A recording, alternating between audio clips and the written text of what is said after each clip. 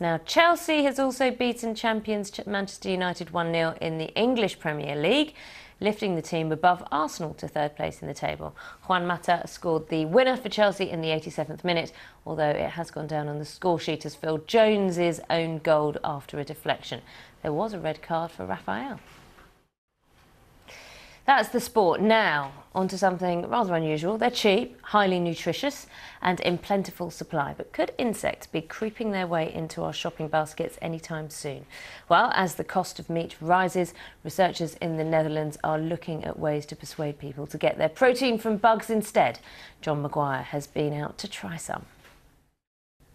I wonder if John really enjoyed that. I have eaten locust before, but it was deep fried, very crispy and didn't taste of anything. Have you eaten an insect? Would you? Get in touch with me. My address on Twitter is @BBC Naga. It's always good to hear your thoughts on the stories we're covering. Here is now the weather where you are. Hello, you're watching BBC World News. I'm Naga Manchetti. Here are the headlines. Those are the latest headlines from BBC World News. Now, for the latest financial news with Juliet. Hello, an 8-year-old girl and her father have died in a speedboat accident in Cornwall. The child's mother and 3 other children suffered life-threatening injuries in the incident near Padstow yesterday afternoon. Philip Tuckett has this report. Coming up at 6 o'clock on Breakfast, the presenters will have all the day's news, business and sport. Hello, you're watching BBC News. I'm Naga Manchetti. Here are the top stories this hour.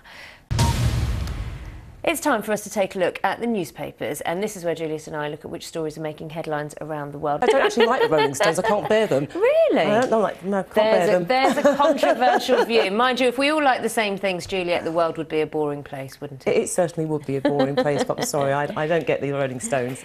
Those are the newspaper stories. We're not going to have a newspaper review today. We'll return to normal service later in the week. Now, in other news, Hungary's Prime Minister has told a meeting of the World Jewish Congress in Budapest that his country will not tolerate anti-Semitism.